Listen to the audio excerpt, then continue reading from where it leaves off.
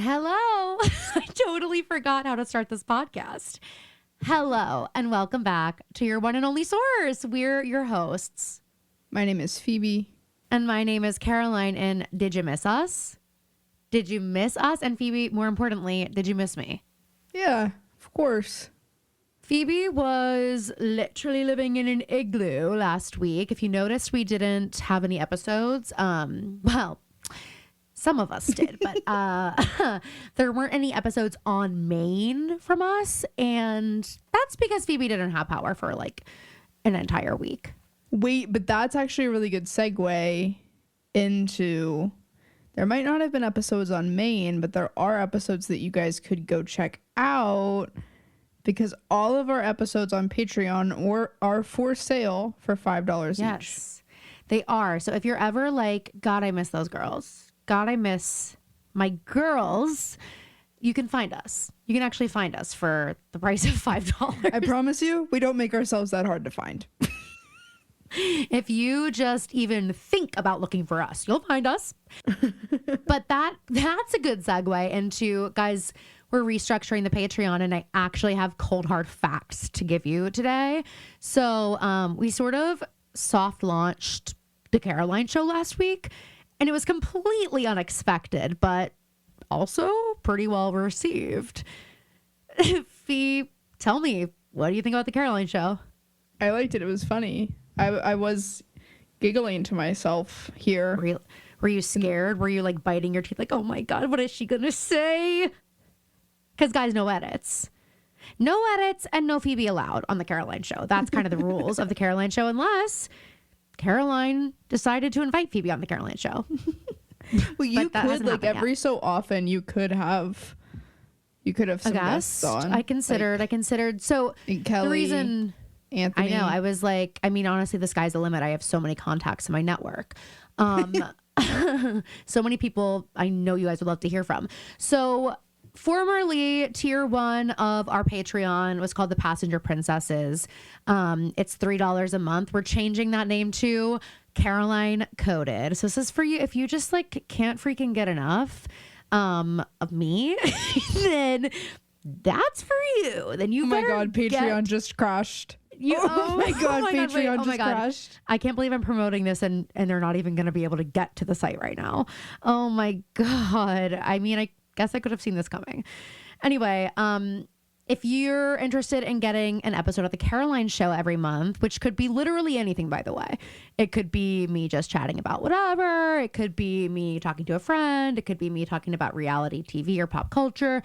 It could be me like practicing something like a dance. I mean, it could be it could be advice. It could be, I could go on and on. I could read a book. It's really whatever you want. I probably wouldn't read a book, just, copyright. But anyway, you will get guaranteed one episode of the Caroline show. If you join the first tier of the Patreon, you'll get one episode a month. You can let me know what you want. It's also a video. And then you'll also get every single episode that we've ever put on our Patreon underneath that tier. So I want to say it's like over 50 episodes in that tier. I don't know, feasible. But there are tons of episodes. A lot of them have video. So it's not like you're just getting that one episode a month. You have all of those. And then you also get added to our close friends story on Instagram. And then tier 2 is going to be called, drumroll please, Phoebe was a percussion person, so she is good at that. It's called Other People's Business, and it's exactly what it sounds like. We're going to talk about other people's business. If you're missing the like Tuesday pop culture moments, then this is for you. This tier is for you. This is coming in at $6 a month. And guys, it's also coming in at a time where Summer House is starting. We're in the throes of the Trader season. And like, if you like, we're always going to do like a little bit of pop culture talking and like sister talking on here because that's who we are. Even if you fucking hate that, that's always going to happen. But if you really like want to hear our in-depth thoughts and also like a little bit more uncensored things you might not have said on Maine, that's the place. And it's video. So you also get tier 1. So you get the Caroline show, all those episodes. You get Other People's Business episode, and then you also get all the episodes underneath tier 2, which is like Pretty Little Punch Bowl and Popcasts and whatever. So that's like 100+ episodes. And you could buy an episode for $5, or you could just join the second tier for $6 and get like 100 episodes or more, and counting. Anyway, and then you could quit after a month or forget, which, you know, would be better for us.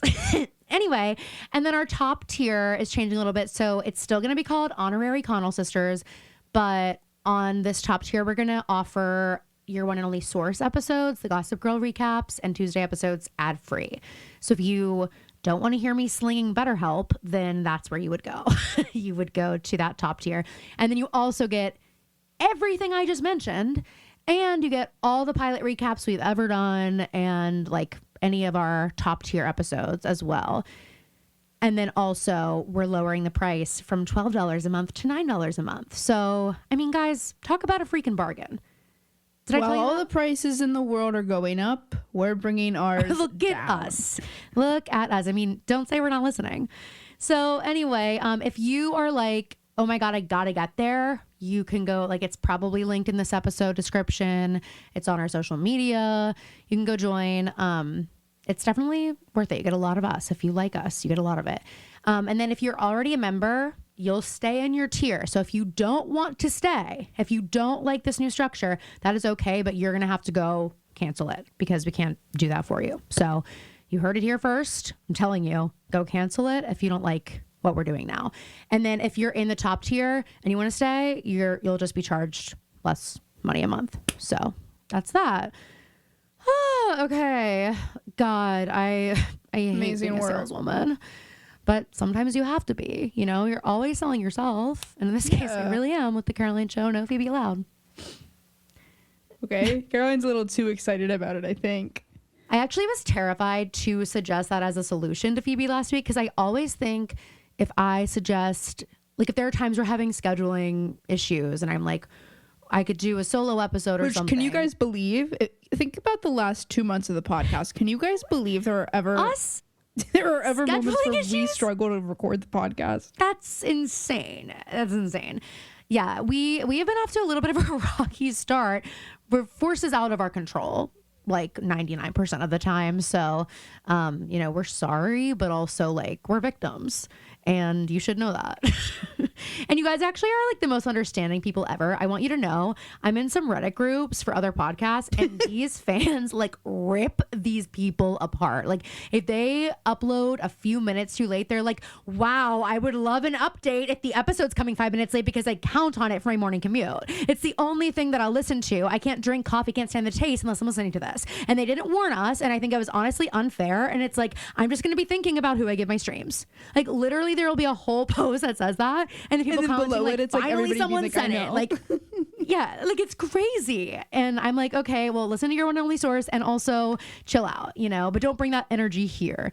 So I really do appreciate you guys always being like, And thank oh my you God, guys girls, for you're fine. the well wishes. Yeah, so many people were worried about you. I was kind of like, hello, hello, it's me here getting these messages, not her. Why don't you say, let's start the message with Caroline, you look gorgeous, and I'll definitely open it, and then say what you need to say, okay, if you want to get my attention. But yeah, I was honestly super duper worried about Phoebe last week, and she was like, as you would expect, pretty nonchalant about the whole thing. Let me tell you, would not have been the same vibe if it had been me. How did you fare? I was fine. You know, I think Were you a lot not freezing? Were you not shivering every night? I mean, it was cold, but my apartment doesn't get that warm. Phoebe's to like, begin girl, with. I have a Barefoot Dreams blanket. Like, of Well, course I wasn't really shivering. figured out my blanket situation in my bed. So like truly You had before I to? would get out of bed in the morning, I was warm. Wow. You know, I just slept bundled, but then I put my Barefoot Dreams blanket on the bed, laid on Okay. top of that. So it's working like a convection oven is the analogy I used. Wow. It's heating me from the bottom up. And then then Sort of I like when you had were Uggs. yes, and then I had my couch blanket on. Normally it doesn't leave the couch, but it had to. And then I had my my Lola blanket. Comforter. Lola blanket. Damn. Okay, we're racking up a bill. And by then the I way. have a gray blanket that's normally under my comforter. I had that on. And then I had my shit. comforter. And then I have another blanket. Okay, she was fucking fine. Okay, I'm over this. She was fucking fine. I was basically I was like a bear in hibernation. You know what I mean? Like I just didn't really leave my bed. Honestly, epic. I was like, Phoebe, were you prepared for this? She's like, no. I'm like, oh my God. I was like, okay. She's absolutely number one. She's gonna keep going to her for her. She goes, I'll go to the car when I need to charge my phone. I'm like, oh my God, that sent a chill down my spine. I'm like, okay, she's gonna go to the car to charge her phone. I guarantee you, Tank Snuffle. I guarantee you, she didn't prep by filling up her tank as they tell you to do. And the car's gonna run out of gas. And then when the snow even clears, she's not gonna be able to go anywhere. And so she's gonna go back in her house. She's gonna run out of food because she wasn't prepared for this. She literally told me that. And she's gonna shiver, freeze into a block of ice. We're not gonna be able to contact her. No phone. Phone's dead because the car didn't have gas. I was like, this is a disaster. I was so stressed out. And Phoebe's like, not responsive. Phoebe didn't respond to me or my mom in a timely fashion once last week. We're like, okay, she's got hypothermia and her fingers off. Like, I felt like I was fine. I went down, did my work. And Phoebe's like, I feel like I'm fine and I don't need, and it's no one else's business. It's no one else's business how I'm doing. What I will say is it is the craziest thing I've ever seen. Anthony kept messaging me like, are we gonna game? And I'd be like, because he gave me the Switch and he can't wait to freaking play. And I was like, yeah. Anthony, I can't. Also, I cannot. I did too, by the way. And then he would be like, that's crazy. I can't believe that. And I'd be like... He's like, that would not be happening if I was there. He didn't say that. Spoken like a true northerner, which was me before the storm. Which was me leaving work saying, guys, I don't think it's going to be that bad. You're like, I don't know. It's just drizzling. And it wasn't. It snowed, but it was kind of beautiful and cozy before the lights went out. Yeah, it was beautiful and cozy. The videos were like so scary. It like snowed all day Saturday, and then overnight into Sunday, it turned into sleet and rain. So everything just froze, and the ice weighed down the trees and the branches and the power lines, but also made a lot of the trees explode. There were frost quakes happening. Didn't know that could happen. Me either, but I was saying it to people. I was like, I thought I knew what a winter storm could do. I did not know this was an option. Exactly. I'm from the north. But I think it must just be that the type of trees that grow down there. But I was driving... I went to the movies on Saturday. Perfect day, by the way. And I saw one tree that was like massive, old, really mature tree that had been completely uprooted. I mean, if I had been standing next to where it was laying now, it was the size of me, the trunk. You know what I mean? And it looked like a hobbit. Not saying much. That is not saying much. Well, why don't we ask Anthony? Because last night Anthony was very kind and helped me build a budget. Oh, I'm so scared about what you're about to say. It's actually not that. Don't be scared. It's just funny. We were laughing so hard. Okay. He goes to Google 25-year-old. He's literally like, okay, Anthony, get behind me. I'm going to tell her what you did, but I'm going to protect you from whatever happens next. That's what's happening right now. He goes into, and then he's sharing his screen so I can see the Google search. And he searches 25-year-old woman average, and the first option that comes up is weight. And I said, is that what you're Googling? And he was Googling salary to show, but it was... My God, Phoebe, you just got my heart rate so freaking high. My heart was in my throat. We were laughing. I mean, so hard. I knew that couldn't be the man I married. I knew that was actually impossible. But I was worried you were going to be like, yeah.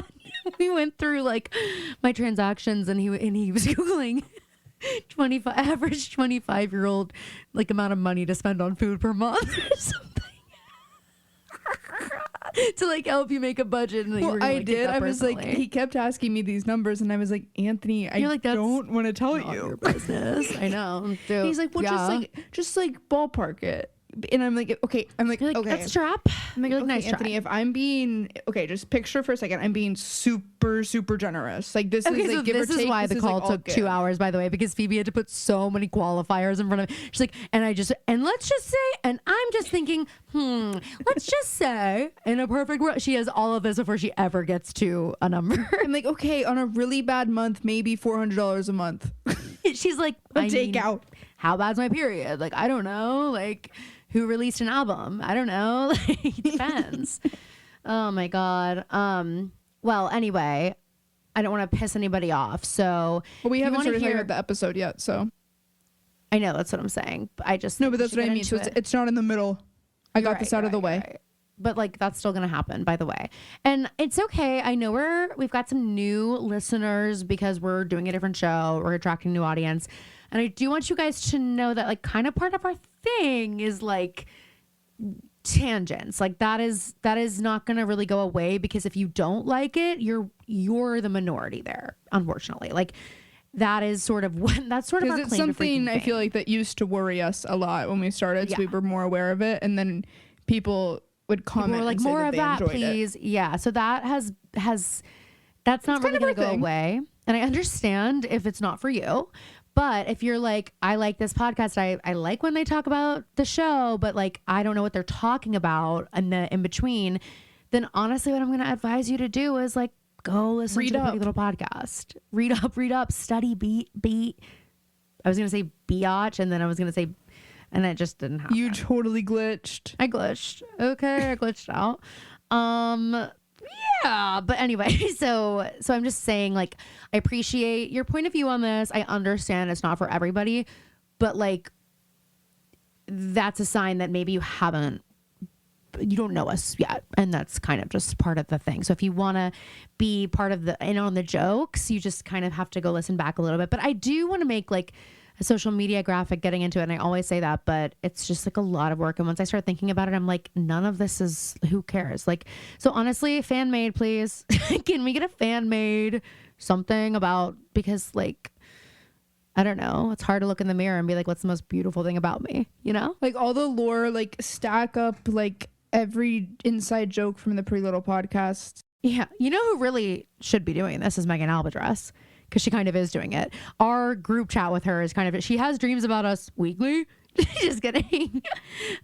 And I have no idea. I'm like, how are you still listening? Like, how do you still have episodes? Like, I don't know where the hell she is in the podcast. She is simultaneously flying through episodes and also listening at a snail's pace. She's savoring it. Maybe she's listening on 0.5. And that's why it's just taking her, like, she's going through them fast, but like she's listening to them slow. Yeah. Anyway. Okay. Well, if you've ever had a dream about us, let us know. But let's talk about it. So this is season 1, episode 8 of Gossip Girl, called 17 Candles. Whoa. Hey, that's my job. I'm sorry. You're right. I totally forgot that because you've been kind of slacking on your job over the past week. Did you guys notice the Caroline show wasn't even edited? Imagine if you had recorded them and then then you're like, okay, they're on Riverside. I'm like, I'm like expecting you to. I should have. Were you not so shocked by what Blair's birthday party was? It was just an ad for Guitar Hero. Yeah, exactly. I was like, what? I can't wait till we get to the part about Blair Serena playing Guitar Hero and seeing Freebird Caroline's for 5 whole minutes. Seeing Caroline's impression of her doing it.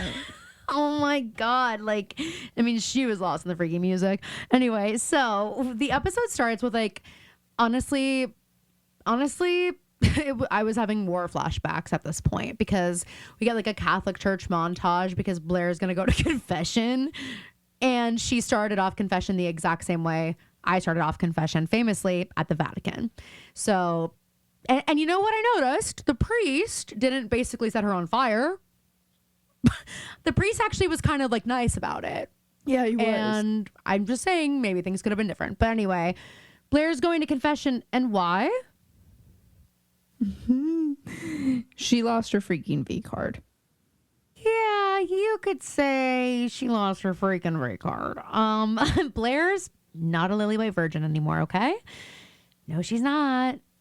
Blair's actually like A super honestly, a super slut now. And that is not derogatory. And if you think it is, check yourself. And if you think it is, Kati and welcome later. to 2026. What you say? That's what Kati and his later have one of my favorite lines in the whole episode. They're funny in this episode. I'm also like, Kati are they and throw this wearing? party. Why didn't Serena throw this party? I'm also like, why are they the only ones in costume? Well, they kind of always are. They're like the evil stepsisters in a Cinderella story. No, but they're never in like full like actual But the 100%. accents are there. Yeah, like the but pink and green chocolate phones. Like, no, but they're in a sailor outfit. well, yeah. That's what I'm saying. I saw a guy in a fedora. That's not a costume. That feels costume-ish to me. Not a costume. Well, I guess it depends on who's wearing it. But Caroline, be for real. They are in costumes. They're the only ones in costumes. Okay. I mean, that's true. But I'm also like, maybe that was just like the style of the time. You don't know. No, but Caroline, what I'm saying is that's my question. What is the theme of this party and why is this Blair's, like, what is happening that they are the only ones in costume? Blair's not in costume. It's Blair's party, but it's at Kati's brother's house. Weird thing that they introduced. Anime that was projected on the wall has something to do. It was like Sailor Moon. Oh, maybe. But it's just bizarre that they don't ever reference that. And then it is also like, this is Blair Waldorf's party. Yeah, I mean, it was a shock to me. And she walked in and it was so pumped about it. I was going to say punked. Okay, guys, I think Caroline decided not to record tonight and sent an AI up here. Wait, good news. Dad is freaked out about the AI social media. He doesn't like it. Thank God. I'm like thrilled. I know. He was like, wait, Goo, did you hear that the AI built like their own Facebook? And I was like, yeah. And it's like, and we're not allowed on it. Well, and he goes, and then they said the humans are screenshotting us. So they built a CAPTCHA. He goes, you know what a CAPTCHA is? It's like, yeah, I'm 30. Wait, it's crazy that we've actually gotten to the point where a CAPTCHA is like, are you making sure you're not a human? Literally. And that's what it is, you guys. It says, are you not a human? And the test is you have to click like 10,000 times in 1 second. And that's how they tell if you're a human or not. I could freaking get in there. I was like, you know who probably could? Anthony DeAngelis. Just give him a few minutes to practice. Like, and then he's going to become their freaking leader. Oh God, honestly, good for me. If so, we could really dismantle it from the inside. But I mean, and that would make history. Anyway, and I'd be the Lady M behind him, pulling on the strings, making history, if you will. The history books will write about me. But then I was like, I don't like that, so we can't see anything they're saying. He goes, I don't like it either. And I said, this is the best news I've heard all day. Yes. Well, I'll never forget one time Dad showed me a picture from Facebook of like Bruce Springsteen. He was like, he reunited with this girl from a music video at a concert. He's like riding a dolphin or something. They're like fully like posing, like superimposed like above the stage, but it like it's supposed to look like he brought her up on stage, but the spacing is off, and he shows it to me, and it's clearly one of those like, it's not even like the photorealistic AI. It's like a little bit cartoon looking, but it looks real enough. He's like not wearing his reader, so he's he got so embarrassed. He really? When I was like, Dad, that's AI. I can't believe you just told that story on the podcast then. So mean. Dad, like, I would never do that to you. He was like, no, it's not. And I was like, Dad, yes, look at the font. At least it was you having to break that news to him and not our other sibling, because can you imagine that? Would not have gone the same way. Anywho, okay, so Blair is confessing to having sex with Chuck in confession. She says, bless me, Father, for I have sinned. It's been a while since my last confession, which, you know, so Caroline was just cosplaying. I was just doing what Blair Waldorf would do. Everyone's always like, what would Blair Waldorf do? And I'm like, this. Anyway, here's what she says, and it's hilarious. She goes, after being broken up with my boyfriend for exactly 20 minutes, I succumbed to inebriation, performed at a speakeasy, and surrendered my virtue to a self-absorbed ass. And that is the most beautiful confession I've ever heard. The priest is just like... Priest is like tearing up behind the veil. Yeah. And she says that she's not even Catholic. By the way, I always wanted to have my confession behind the veil. Why didn't we get to pick? Wait, you always had to do face to face? Like in CCD, it would be like either face to face or like back to back. But if you were, wait, this is the worst. If you're back to back, that means that you're actually on the altar on a stage. I know, and everyone's looking at you and you're in the on a stage confessing. And it's like, I had to do that. I had churches famously echo. But I hated that. They famously, especially this one. Well, they would be like, here's the line for face to face. Here's the line for behind the veil. And it would be like, if you didn't get there at exactly the right time. Like I remember one time I was like, oh, I want to go in this line. And my teacher was like, no, you just need to go in this line. Like you'll be fine. And I was like, no. Can you imagine all the parents are like, what are these kids having to confess that they are like petrified? I'm like, oh, well, how about you don't have to have anything to confess to be petrified of confession. It's crazy that they make children do that. It is wild. But especially when they don't treat let it you like do... it's like kids don't register the fact that it's like supposed to be a gift. Kids are like, you're just making me think about everything I did wrong and I think I'm going to get in trouble. Exactly. You know? Anyway, exactly. But this priest actually does something that I think would be a good thing for other priests to do, which is before he gives her like her penance. I don't even think he gives her penance, but like, because she's like, what's my punishment? For thought because she's not a Catholic, and she tells him that, and again, he doesn't light her on fire. And he's like, well, let's talk through why you made those decisions. Basically, like let's work on the things that made you make that decision that you're feeling really badly about, and how can we adjust our sails. He says, don't drink, keep your clothes on, and avoid people who might cause you to stray. And then she's like, okay, great. And she gets up to leave, and she's like, wait a minute, do you do birthday wishes? I'm a genie, not a priest, babe. Nick, I'm a genie, not a priest, babe, is what you just said. And that is that. I'm a genie, not a priest, babe. Okay? That's what I'm going to be saying from here on out. When someone tries to ask me for to absolve them of their sins and stuff, I'll be like, I'm a genie, not a priest, babe. Well, I did love the line when she says, I'm not even a Catholic, and he says, you don't say. But again, not really judgmental at all. It's like, okay, this is what he's reading the room. Could be like place. Exactly. But anyway, she says, okay, well, next time you talk to him, would you ask him to send my boyfriend back to me?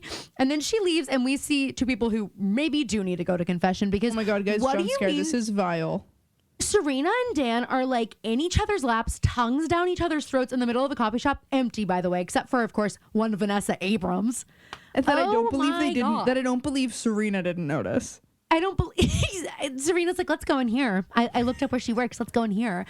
I don't believe any of them didn't notice any of them. I mean, I don't believe Dan and Serena walked in and Vanessa didn't see. Definitely not. Vanessa sees Vanessa Dan. Be like, wait, is that Dan's smell? Yeah, he smells like burlap and tobacco. I love it. I love his smell. And a little bit of sweat. And a little bit of Head and Shoulders. He's not fancy, and I love that. Head and Shoulders anti-dandruff shampoo, because that one time he had dandruff and I was playing with his hair and I was like, you have lice, and he was like, it's just dandruff, and I was like, let's go get you some Head and Shoulders. So I went to the Dwayne Reed and we did, and anyway, I love that about him. So that was Vanessa. And she makes eye contact with Dan, and Dan, while he is kissing Serena, says Vanessa, and Serena goes, Serena. Which was funny. She's like, Dan. And I was like, actually, you should have gotten way more mad about that. You should have slapped him. I would have loved a slap right there. Anyway, Vanessa has apparently told Dan that she works here, but he, quote, doesn't remember. I'm like, okay, well, Dan, you're being a little messy. I don't believe you don't remember that. Like, you're being a little bit messy by and to be acting like this in here. You're low-key bragging, and I think you know it, because you are a gossip girl. So you actually do love that everyone knows you're with certain, like, you love, like, as much as you want to say you don't, you keep posting about yourself on Gossip Girl, so you must love that people are looking out for you, know you're with her. So, like, yeah, you kind of want to be seen with her, and I don't believe you didn't know. And Vanessa asks what they did last night, and Serena's like, Dan, you told her? She's so pissed that he said they were gonna be doing it. And Vanessa's being so weird. She's like, well, I'm just gonna like pretend I didn't know what you guys might have done, and oh, you did do it. And she's like, the way this whole conversation is going, it's like, you're not like, his ex-girlfriend. Exactly. And you also know exactly what you're doing. Like, you're both, Serena for once is the only person who's really not being messy, unless she did lead them into this coffee shop, you know, like she doesn't know around Brooklyn. So I don't believe that. Dan and Vanessa are both being really messy, I think, because I would be, if I were Serena, I would be like, yeah, fuck this girl. Like, you know what I mean? I would be so annoyed. And I wouldn't be playing Guitar Hero with her later. I would be, but only so I could do what Serena did and like really be so much better and like dance around and like might as well like put on a show.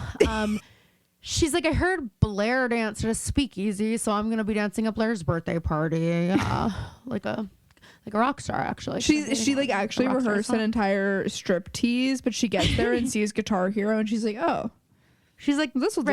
I forgot I'm one of the guys. I totally forgot I'm not like other girls. And she's like, I bet Vanessa doesn't shred on the guitar, and Vanessa's like, actually, Serena, I do.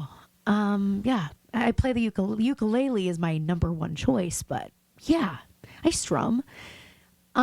Anywho, I just think it's like, that's why Vanessa's so hated, is because out of the gate, she was like that trope of the boyfriend, like the boyfriend's girl best friend, and that like people make TikTok characters about, Exactly. you know? So it's like, they really just, if they wanted Vanessa to be likable ever, they really needed did her to not a be that. service by Or she having her needed come in to- so hot like this, because they obviously want us to love Serena. And she needed to immediately be like excited for Dan. Yes, like she needed, yeah, exactly. And she just doesn't, like, she doesn't play it like an There's nothing innocent likable sort, like, about her. and there's nothing innocent about what she's saying. Like, I just don't ever believe, because of her delivery, I don't believe she doesn't know what she's doing, you know? Exactly. And like when later on, when she's like egging Dan on before they go to the party, and like she's like, well, I thought we weren't doing anything tonight. Like all these, it's like everything is a competition. Yes. And like, I don't, Everything it's terrible. sounds so like combative. Like, it's just, everything's a fight. Yeah, like she has like, Or like an edge in her voice. And maybe she just really has her guard up, but it's like, if you two were actually as close as you want us to believe you are, then like, I don't know. So Blair's leaving church. She's feeling forgiven. She's low key. This is like the definition of walking on air. That's so Don't true. you think? But it's immediately, her balloon is immediately popped because someone's following her. Yes. A limo, a very special limo, pulls up next to her. I do just have to say, like, I love this episode for Chuck and Blair. Did it not at all give you like, At the end. yeah, At the very end. when you, yeah, exactly. And I mean, the scene where he's talking to Nate. yeah. Well, when he goes and he moves the gift bag, I'm like, oh my God. Yeah. I mean, we know what's coming. So we're like bracing ourselves, and we don't want to let ourselves get too into it. But it's like, just remember the chokehold this was like having us all in at the time. Like when they were rolling this out week by week, this episode, it was honestly giving like the way that we're like, give us more Brie and Wrigley. I feel like it was like, and like, tell me Speaking lies. of, I have an episode to watch. I can't wait watching it after this. brutal. Thank God, because watch. can I say something? I thought last week was kind of lackluster. It was kind of boring, and then when it got to the last scene, I literally was like, ah. I don't. It was oh yeah. I was like, what was the last? I blocked it out of my brain. Guys, if you're watching Tell Me Lies, literally message us, and if you're not watching it, you better start. It's so good. It's so good. Anyway, okay, so but it's just like a cute episode for them, and it's the day before Blair's birthday, we find out, and she's like, she wants nothing to do with Chuck anymore. She wants goes, to forget it. I've been given orders practically from God himself to avoid you. Such a good And line. I really loved when he's like, I've been replaying everything that happened in my head over and over again, and she goes, okay, this is very actually Dakota Fanning and Uptown Girls. Well, erase the tape. Because as far as I'm concerned, it never happened. And it's giving Get a take a broom. look around. Do you what did she say? Do you see her anywhere? What Wait, why can't we get it right now? get Take a broom. look around. And she says, I don't work for you, I work for your mom. Take a look around. News flash. You're not gonna. about something about, do you see her anywhere? News flash. You're not gonna. That's And what it that is. is There the we go. same tone as how Blair says. Yes. Well, It's erase the tape. It's it's so good. And so she's on her way to the jeweler because it's the tradition on the day before her birthday This to is go to the so jeweler. fucking funny. I'm gonna start doing this. I'm actually surprised Mimi Perry, my best friend in the whole world, doesn't It do is this. like a very Mimi thing to do. Yes, for sure. We already know what we're doing for her 25th birthday. Which is in April. No, it's next year. She has another birthday. Epic. I fucking love that. Anyway, so she puts pieces on hold for her mom, and Chuck cuts her off, and he's like, Nate probably like isn't gonna be singing you happy birthday this year. And Blair is gonna try to hide the fact that they broke up because she wants to fix it. She really doesn't want anything to do with Chuck. And she tells him, she's like, I don't think Chuck or Nate would still be your best friend if he knew. And Chuck says, if he knew how much I enjoyed the removal of a certain chastity belt in the back of this very limo.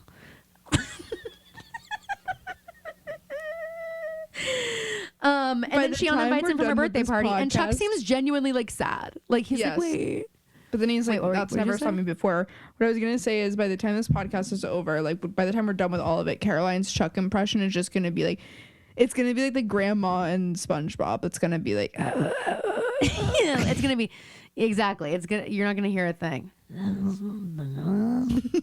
Something like that. Wait, I did my Sid impression. Sid, our dog, by the way, if you don't know, our family dog. I did my haven't heard Sid this one in a impression while. for Anthony the other day, and he was like, "God, that is seriously just Sid." he was like, "It's so good." and guys, like, And he's like, "Let me warm it." Sid. I have to like really generate the saliva to get Guys, that like Sid kind does of this gargling crazy thing. effect. Like the Tasmanian devil. Like I don't really. There's no other way to describe it. It is, or like a Bowser. Like he is a cartoon like a demon character. from hell. Okay, we'll say it. but then he's like such a sweet little dog. But like he sound, when you hear it coming, you're like, oh my And god! it's like, how does he know how to make that noise? How does he make that noise? How does any of it work? But the And he thing about Sid is consistently creates that. he has one of the most distinct dog personalities I think I've ever met. Mm-hmm. Well, I mean, of course, next to drama. Yeah, it's drama and Sid, but like Snoop, it's like anxiety is his personality. Yeah, he's just anxiety from inside But out. like Sid, like we know he has a map. We know he's a to-do list. We know he has we an know alarm he's set. employed. He's gainfully employed, of course. And we know Self-employed. he has hobbies and he collects things. Like we know these things about him. He has genuine interests and goals. So we go to Brooklyn. Rufus is pouring coffee, and Jenny walks in with my former acting and dance teacher, Susie Meisner, playing It Allison sucks Humphrey. that she's so unlikable in this. Worst character, but so pretty and such a great actress. Yeah, she's very good. One of the nicest people who ever walked the earth, and she was also, fun fact, Pop in Chicago, the movie. Guys, sorry. Here's another freaking tangent. If these aren't for Whitney you, this Levitt. podcast isn't for you. Yeah. Whitney Levitt. I was relatively surprised by how good felt she like sounded in I some of the felt clips like I saw. I'm going to sound really mean here, but I did feel like I was like, okay, we've got some first night jitters, of course, which is like, it's fine. But But I I was like, here's how I know she's, to the layman, she sounds good. yes. Is all of the comments were, well, of course she's lip I noticed syncing. that too. That's why I think I'm being mean. And then But- all these people are commenting back like, clearly you don't understand how Broadway works. You don't Okay. get to do that. Yeah, like I was watching it and I just was like, no offense, but the caliber of the performance felt very like, you know, high school Jimmy Awards. Like maybe not even as good, but it's like, you know what I mean? Like good, of course, good, but not it. There's a big difference Not good enough between like for a me to think she Broadway was lip syncing. star. Yeah, no. I mean, I didn't think for 1 second she was lip syncing. No, but that's what I'm saying. People are commenting. Surely she's I mean, lip while they're being syncing. supportive, good for her. And let's be real, like the Roxy has like it's always a gimmick role, you know? So it's like whatever. But if you've seen Chicago, not on Broadway, if you've seen like a tour of Chicago and you've seen like Broadway caliber artists and a non like gimmick Roxy, it's like, well, you know, I thought it see was what sweet can to be. see all of them there, and I loved the video of her leaving. Did you see the video of her like popping out of the sunroof and No. like waving to all the fans as the car like makes me pulled away? emo, like God, what a so dream. pretty and cute. Good for her. Anyway, okay, back to this. So there's this awkward moment of Rufus and Allison like greeting each other. And Jenny brought her mom back because she wants Rufus and Allison to talk, and she seems really hopeful. I'm like, this is okay. Talk about parentified children, because between Jenny and Dan, Oh my god, like, what Dan says, what she says to Dan later, I was I like, know. When he's like, I don't want to do that. Like, yeah, I really liked his response. I was like, and that's the response of a man who's been in therapy. So I don't know that he has, but it sounds that way when he said that. So Rufus is like, Jenny, let's go talk. He like brings her in a room, and she's like, I just, wanted to like help and whatever. And I don't think that you guys will make up if you're not in the same room. And she's like, will you give it a chance? And he goes, not on an empty stomach. It's like, oh my okay. god, AI Gate gets worse. Not on Shut! I was hoping you didn't notice it. Of course I did. Robot. Clanker. Of course I passed your CAPTCHA. Nuts and bolts over know here. what a CAPTCHA is? Oh wait, sorry. I don't want to trigger Dad you. asked me that. I don't want to trigger you. I was like, a cap? Yeah, I know what a CAPTCHA You mean the thing is. that every human on Earth has to click to enter any website, basically? I was like, do you know what it is? Because you're asking me like it's not like something I see every single day. Like, so are you thinking of something else that would be mysterious that I wouldn't know about? Hey, yeah, I'm gonna have a nightmare about that. I really don't like that they've created a CAPTCHA. It's really giving. I'm like, Matrix. Okay, well, I know. I'm like, hey, by the way, guys. Everyone saw this coming. So why did we still go there? Like every person who's ever made any sort of futuristic art has predicted that this is what robots would do. Have you ever seen Meet the Robinsons? Like, just wondering. I have a big head and little arms. I did not know Caroline got down with Meet the Robinsons like that. Well, I used to do like way better impression of that line because it was always on like the Disney Channel previews, and Mom would be like, do it again. She thought it was so funny. So like I got really good at it. Or maybe you guys thought it was funny. I don't know. What? Little circus monkey. Okay, I'm getting self-conscious. About what? About how much we're talking about other stuff. I'm just like, whatever. See the headlines now. Anyway, so he goes out. Keep us out of the press. Keep us freaking out of the press. Can I have some privacy, like some semblance of privacy, please? Rufus and Jenny go out to the kitchen, and Allison is whipping up waffles, and it's like, okay, you made yourself at home real quick. Also, hey, if I'm Rufus, I'm immediately in an even worse mood if I see you going through my things. I'm like, this is not my sous chef. Right, you are not my sous chef anymore. You're someone else's sous chef now. So I work alone. I work solo. It's crazy. And then he's like, they're just speaking in riddles because Allison's like, you still like waffles, right? And it's like, everyone fucking likes waffles. And Rufus goes, you know me, Al. I'm a loyal guy. Once I commit to something, I stick with it. Okay. Ooh. This is going to be a fun Jenny day. may as well act like she's in a Disney Channel original TV show and go, ooh. Jenny, yeah, she might as well act like herself and go like, ooh, I hope there's not a spotlight involved. I'm your daughter. It's what I do. And then she takes a bite of a waffle and like walks away. Yeah, she's like, by the way, these are great, Mom. Great waffle, Mom. Anyway, so Blair gets home. She's like, oh my God, should I call Nate? Should I not? And sees her mom, and Eleanor is like, have you seen the newspapers? And she just slams down the newspaper, and it's Captain Nate, and I kept writing down the name Emily, but her name's Anne Archibald. This is me and Caroline on Friday morning when we're all over the papers for a tangent. Yeah, this is us. This is a look into the crystal ball, if you will. Okay, this is gonna be. This is Mimi showing up to my house with a newspaper. You guys are at it again with the freaking tangents. God, I was expecting better of you this time. So we find out, well, we knew, but they find out that the captain's being charged with embezzlement and fraud. And Eleanor's like, this is going to fuck up my deal with Bendels. And Blair's like, poor Nate, this is the perfect opportunity to earn my way back in. Caroline's seeing it in that way, and I'm like, she's being sweet. Well, I just know what's actually happening. I mean, she is partially being sweet, but it's also like, oh my God, perfect. I can ask how I can help. That's true. So we go to the law office with the captain, and the lawyer is basically like, hey, buddy, you better start taking this fucking seriously.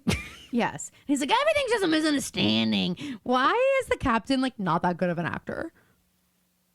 Everything's just a misunderstanding. Because he's an adult actor playing a parent, a secondary parent on a CW TV show with a coke addiction. So he's like, I'm just acting like a coke addict. This is just how coke addicts act.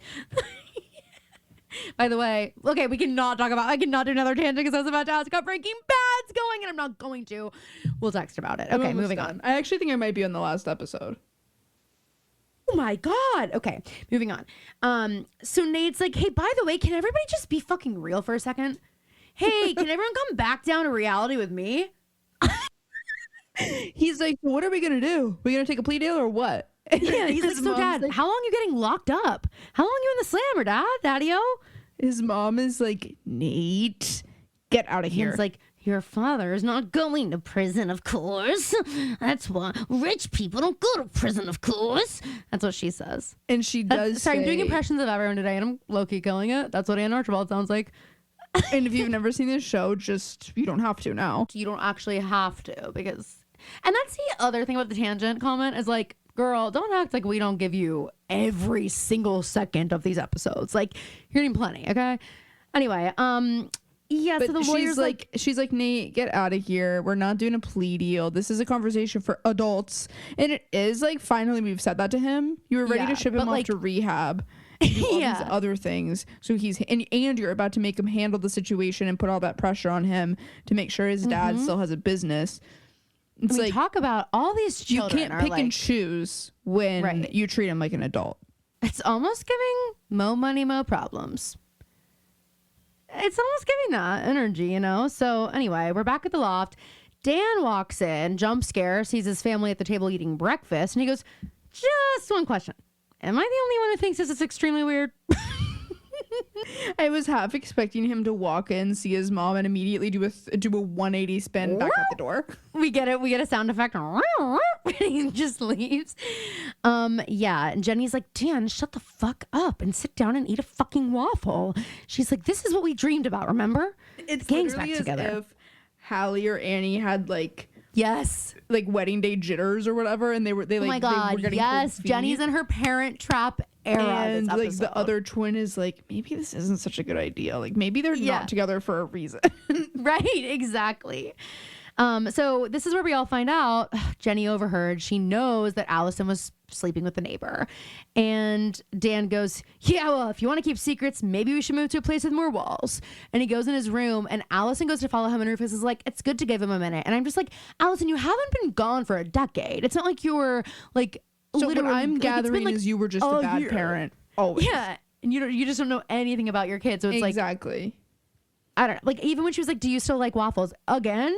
It hasn't maybe been a full calendar year, maybe. Yeah, that's generous. You know? For sure. I did want to ask, like, in terms of the footprint of this loft, where the fuck is Rufus's room? That's a good question. Maybe he sleeps in the ceiling. Like a like a bat? I'm just saying, like, even like when they have sex later, and I'm like, okay, you guys are fully just sprawled out on the living room floor. Maybe that is his bed. Maybe they've got a Murphy bed. Is that what that's called? No, that's because Rufus does give. I don't need a lot. I don't need much. I don't need much. A futon's good for me.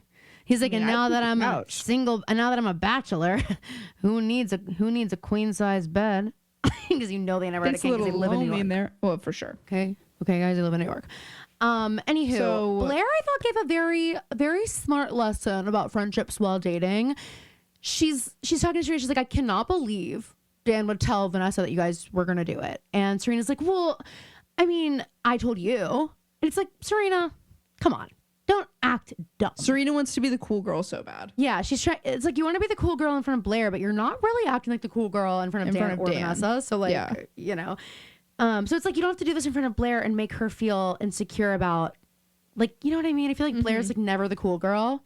And she'd probably love it if you just like admit that you weren't the cool girl for once. And Serena's never been in a relationship, so she's always been the cool girl. And it's like, it's fucking okay, just chill.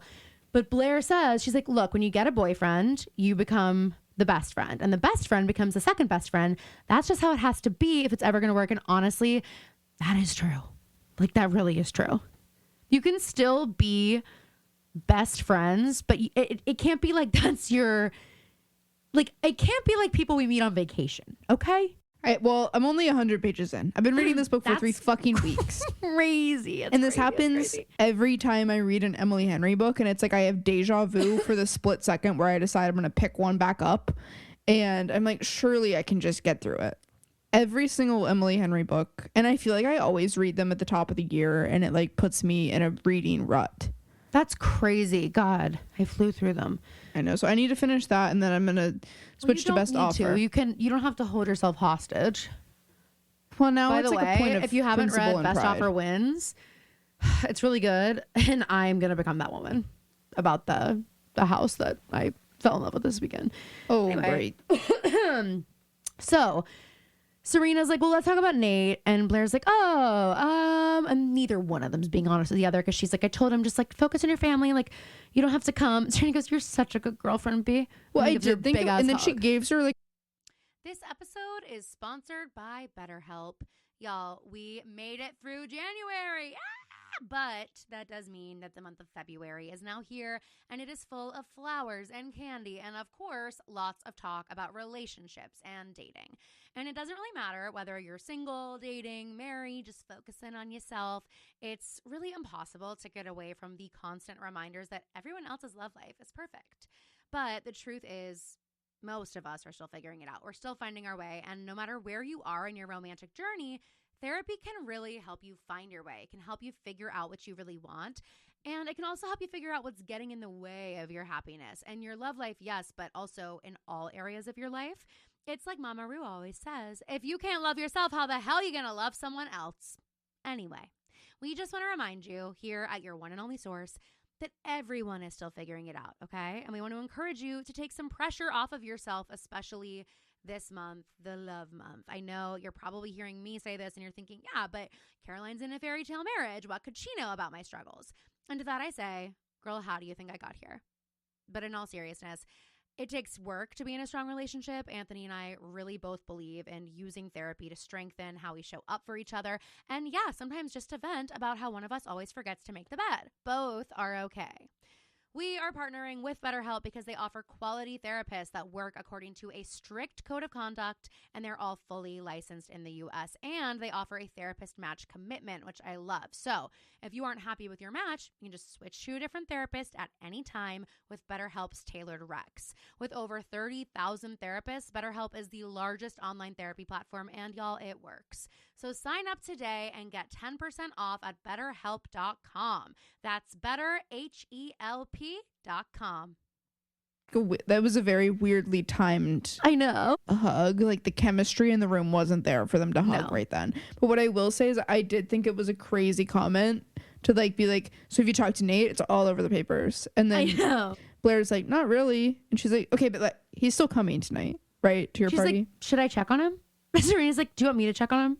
That's not even what I meant. I just meant more so, but true. I do think every time she asks about Nate, it's like kind of like playing with fire a little bit. You never know what kind of mood Blair is in. He would like love to know that Blair like doesn't know how he's doing. You know what I mean? Yes. But also I just think and maybe it's just like a kid immature comment, but like the concept of Nate being able to go to a party tonight. I know his parents end up wanting him to go for other reasons, but in any other situation, if this was our family and we asked to go to a party, both of our parents would be in orange jumpsuits. We'd be in a bunker. Like, we'd all be in a bunker together if this was our family, okay? Like, no one would see or hear from us for months. So Nate and Serena really are meant for each other, because remember when we had Serena walking through the streets with her headphones in? This is now Nate, moody, sad boy Nate. Literally. We got good guy Nate, we got sad boy Nate. And I just two want to versions say, of Nate. This is the era before noise canceling headphones. His mom is screaming and he can't hear. I'm like, you're ignoring her. And then she says something. Yeah, this is called like, selective hearing. I can't believe that he can't hear it. But what I can't believe even more than that is that she pulls his headphones off and says, I've been screaming for 20 minutes. You can't live in that big of a place. It's New York. You didn't just like go find him in the 20 minutes you were yelling for him. What if she was using hyperbole? What if she's guilting him? She's like, you owe me. Wait. I'm losing my voice, Nate. She does not strike me as someone who uses hyperbole. No, I agree with you. I totally agree. She's the most serious woman in America. Yes, that's true. And she's very serious about this. She rips his earbuds out and brings up Blair's birthday party. And she's like, by the way, I have the perfect gift. She just keeps trying to pawn this freaking ring. What I know, and I think that's great. Part of me thinks it's like if they take everything, if Nate's already given it away, then they can't take that. Oh, it's not like an you're asset. thinking 3 steps ahead. But also, I was just gonna say another thing, and I forgot. Oh, well, Nate keeps the music playing as they're having this conversation. I'm like, this is another thing that would not fly with our parents if you could hear the music that loudly through the headphones. Well, I was in trouble. Mom's gonna hate this. Just like literally can't imagine. Mom, you raised us to be respectful. And Nate really wasn't raised that way, and yet somehow he is the most respectful one That is true. around. Honestly, like, he has every right to be a total freaking bitch to his parents. Yes. You know what I mean? I am like, hey, good for you, Nate. Nate, I like how his response to her saying, you should give this to Blair, he goes, it's a family heirloom. I'm not giving it to Blair. It's like, that's crazy. And then she's like, as if this makes it better. She's like, well, I'm not saying you have to propose to her. I'm like, well, good, because they're 16. Literally, she's turning 17. You know that, right? Jesus Christ. I guess this is like, honestly, modern day arranged marriages, you know? She goes, it's important that Blair knows your loyalty, because we find out the Waldorf lawyers have already called the Archibalds today. And so she's trying to do like damage control, and he tells her that he and Blair broke up, and she's like, well, then get back together with her. And he says no. And she's like, you know, this whole thing is your fault, which, like, okay, Nate's going to need a lot of therapy for what you guys are doing to him. She's like, this whole fucking thing is your fault, you piece of shit. And he's like, actually, Dad has a drug problem. And I think that's kind of what set all this into motion. Exactly. Like, oh my God, they're so in denial. So yeah. So then we go to Blair and, oh wait, we just did that. The phone call? Blair is walking around and she's in her room. Nate is walking around and calls She's Blair. Googling, what happened with the Archibalds, and he calls her. And Nate's like, hey, Blair, I need something. Do you think we were like, maybe, I don't know, a little hasty with this whole calling it quits? She does the classic, like, girl in a movie moment where she's like, kicks her feet up, and she's like, like puts the phone to her chest so we can hear, and then she's like, I don't know. She's so cute. Like, she's so adorable. It is really cute. And she's like, I don't know, I'm really gonna make you work for it. And he's like, you know what, never mind, it's cool. And she's like, no, okay, never mind, I'll work for it. Okay, never mind. That's fine, we'll whatever. And he's like, okay, I got you a really special birthday present. And then she immediately, this is actually my favorite phone call. She calls the jeweler, doesn't say hello, doesn't say her name, says, hey, could you just tell me what of the things that I put on hold earlier have been picked up?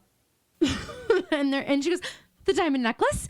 And she's like, oh my God, she's so, like, honestly shocked and excited for somebody that literally put it on hold because she wanted it. Like, did you not think someone was gonna get it for you? And if she didn't think that someone was gonna get it for her, I feel like, why were you setting yourself up for that kind of disappointment?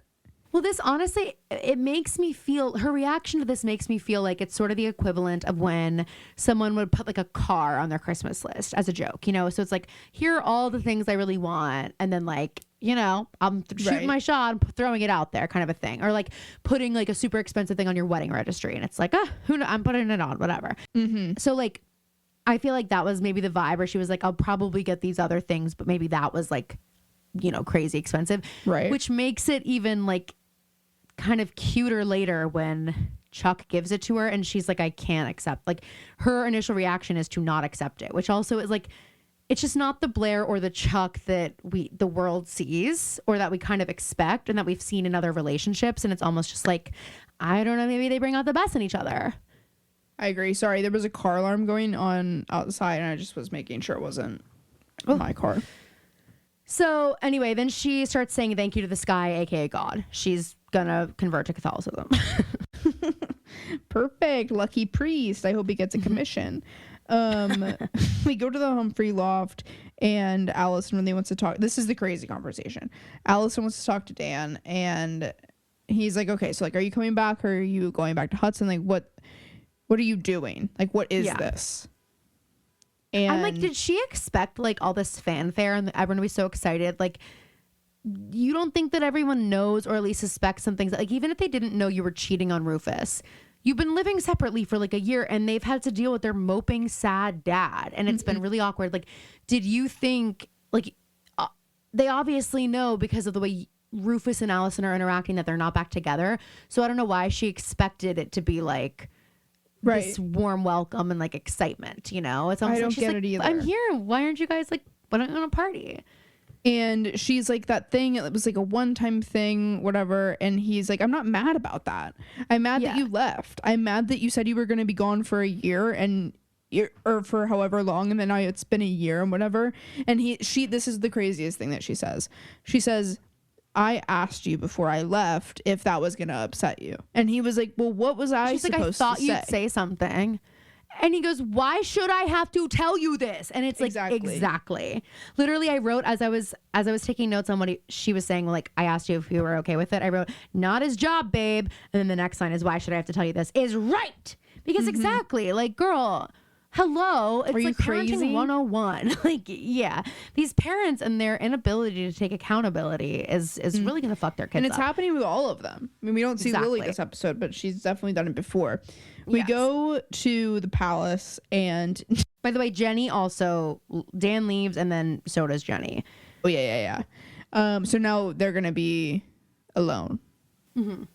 Rufus and Allison. So we go to the palace, and we get a peephole shot of Nate being like, Chuck, I can hear you breathing on the other side of the door. Just open it, which is this is where we're starting to see a shift in Chuck. Yeah. Because that's not something that Chuck would do ever. It's a part of Chuck's personality that we haven't seen yet. It's giving like little kid. Yes. Like, it's kind of hilarious that he literally is like standing by the door. like it's like, and like mouth breathing enough that Nate like, can hear it. Like that nervous. Like it's like and also it's interesting that he gives a fuck. Like, Chuck hasn't been the type of person that, like, he seems like the type who wouldn't care about pissing off his best friend with this, you know what I mean? Especially because I feel like he's aware that Nate's like not that into Blair, so it's like but the reason he is because it's not a big deal. The reason he is that way is because he knows it's a big deal to Blair, and that's sweet. Yes. And but so also because of Nate, it's like a moment where we're seeing like he really does care about these people. Like, it's like, you know, you've got the Stephen DeMarcos of Tell Me Lies, and you've got the Chuck Basses, and they're both bad people, but Stephen DeMarco is literally down to the bone a sociopath, incapable of loving anybody. And like, that's where like Chuck does have the capability. He actually keeps me up at night, and like, I'm happy for Grace Van Patten. Like, I'm happy she's happy. Ooh, I don't know how she can be with him. I don't think I could date him. I've thought that a million times since watching it. Like, it's so horrific. And like, it just, wait till this episode. It just keeps getting fucking worse. And it's like, it's honestly blood chilling to think of, bone chilling, blood chilling, same thing, to think of people like this existing in the world and just like walking among us and tampering with women. Like, it's crazy. And men, I guess, but still. Anywho, so Chuck does let Nate in, and he like runs over to the bar, and he has to move this gift bag off. And I was like, I never really noticed that before. But it's like so cute that he like, that's the other thing. He heard what Blair said, and then he was like, go to the jeweler, you know, like afterwards, and he did it ahead of time. Like, Nate, by the way, doesn't have a gift for Blair that's not the ring, and they broke up yesterday. So like, he has not had a birthday gift for his girlfriend of like 10 years. That he was like, well, I know she's gonna do this thing, so I'm just gonna thoughtlessly go pick up whatever, and like an eye roll about it. Like, like, I don't know. And he says, what's on your mind? And Nate goes, just my mom. And Chuck says, sounds Freudian. And he tells Chuck about the ring, and Chuck's like, wait, what? I thought you and Blair called it quits. Like, this is And Nate's like, well, how would you know that? And he's like, well, your ex ran the old grill the best friend play to see where your head's at. Before he finished the sentence, I paused it when he started talking, because I thought he said she ran the whole grope your best friend play. So that it was like, God. I thought, and you were like, this pig, literally. You're like, I can't believe we're supposed to like him. And then I had to rewind it, and I was like, oh, that's actually sweet. He's like being protective of both of them again, but I think specifically Blair. But it is kind of funny because Nate explains like, well, you know, here's what's going on, and he explains what's going on with his dad. Chuck's like, oh yeah, by the way, I'm sorry. Well, but also Chuck's like, yeah, sorry about the trial. I'm like, you guys haven't spoken about this yet? Like, it's been all over the news, and Chuck hasn't reached. I mean, I guess he's been busy, but it is just like, it's like actually, I guess, classic man. Like, of course they haven't talked. And Chuck's like, oh yeah, by the way, sorry about the trial. I think that's how their friendships are. Yeah, I guess so. And then Chuck's like, well, I think like, yeah, you shouldn't cave to your parents' whims. Like, if you want to be done with Blair, you should just be done with Blair. And Nate's like, I thought your whole thing was like, fuck bitches, get money. And Chuck's like, well, I care about 3 things: money, the pleasures money brings me, and you. I'm just trying to have you back here. Don't let your man. So then, So anyway, we're at Blair's party now. Blair and sushi. Blair.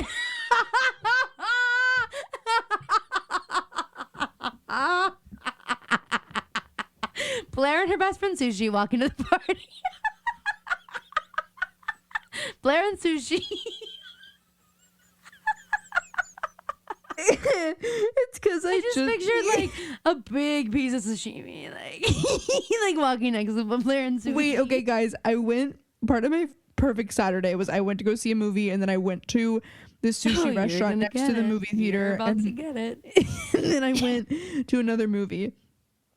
And at the sushi place, I ordered 2 tuna rolls. And at this restaurant, Caroline, don't fat shame me, this restaurant, the yellowtail comes in 1-piece order. So I ordered two orders of that. Holy and shit. It was Caroline's like, oh my God, I'm going to throw up. Did I hear that? Wait, did you take some home? Wait. Don't tell me you got popcorn afterwards. What did you do with the leftover? Hopefully, he was cold enough in the car. It's like a refrigerator. You were with a big group. And so they bring me my sushi, and I'm like, surely what they're bringing over to my seat is not my order, because they brought me 5 rolls of sushi. You're like, I didn't order this. I'm like sitting at the bar, and everybody. Like, this is way too much sushi. I'm like, whoa, what is that? Not my order. Thank you. Can I get some more soy sauce? If you could bring each plate out one at a time. Yeah. I keep bringing food out here. What's going on? Am I a food you can eat? Yeah. But then I like look at the waiter, and I was like, I am so sorry. This isn't mine. I look at the waiter and I was like,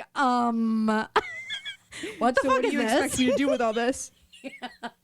And I said, I thought I ordered 2 tuna rolls and a yellowtail, like the nigiri. And he was like, oh, you want a nigiri? I was like, yeah, I wanted. Yeah, and you know that. I was like, yeah, I wanted the tuna rolls and the hamachi nigiri. And he's like, okay. They take all the sushi back. I'm like, well, you could leave the tuna rolls I ordered. You're like, I'm famished. Leave it. Leave your mistake on the table. And then they bring out the sushi, and he put all of it in his nigiri. So now I have 2 like red tuna nigiri and 2 hamachi what you nigiri. wanted. No, I didn't even say anything. I was just like, but now I know I need to be like crystal clear. I'm gonna write it down next time. Yeah, you might as well. I mean, that's what's great about Little Tokyo. You just do a check. But anyway, so like we said, Blair and Sushi are walking in. Sushi Muggin. This is epic. There is a like hand rolled sushi bar. This is dreams. People This is making dreams fresh right here. sushi at this party.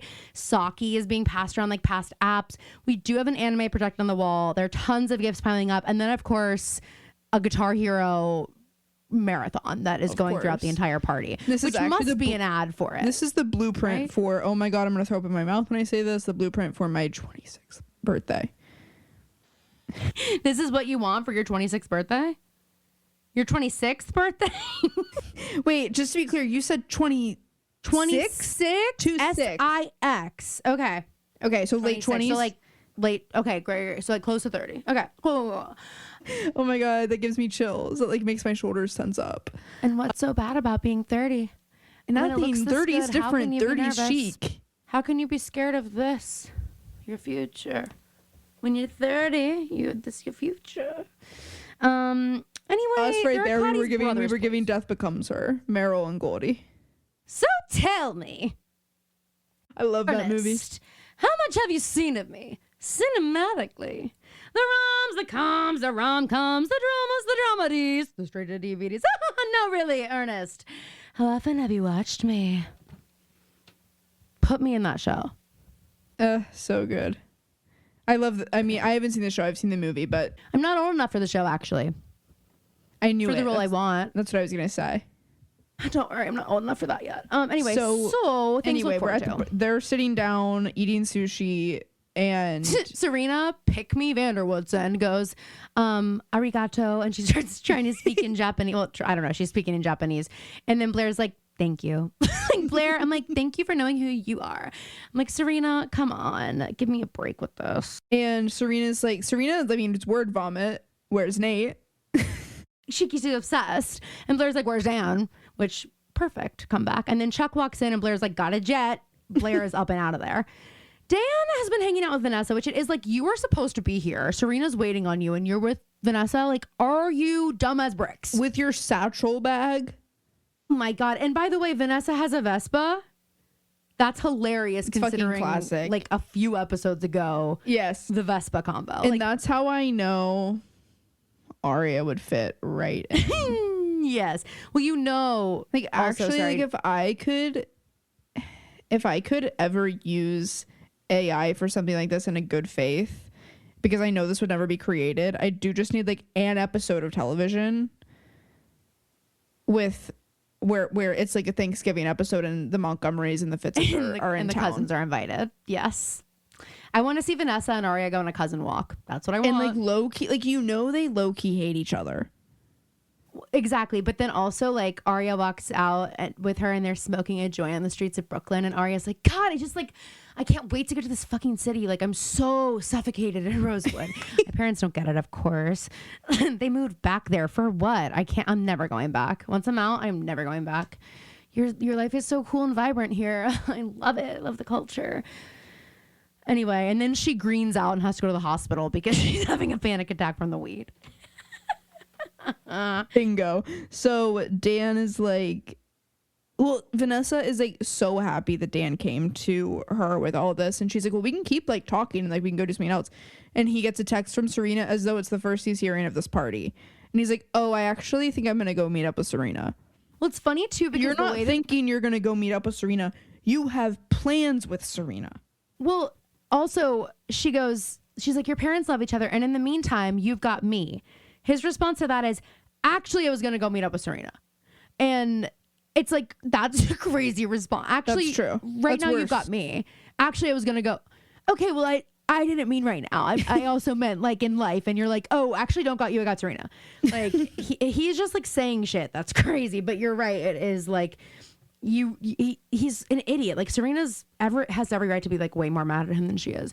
And Vanessa does nothing to hide her disappointment. She's like, oh, she might as well start crying. She's sad from inside out. Seriously. She starts stamping her feet. She's up. No. What?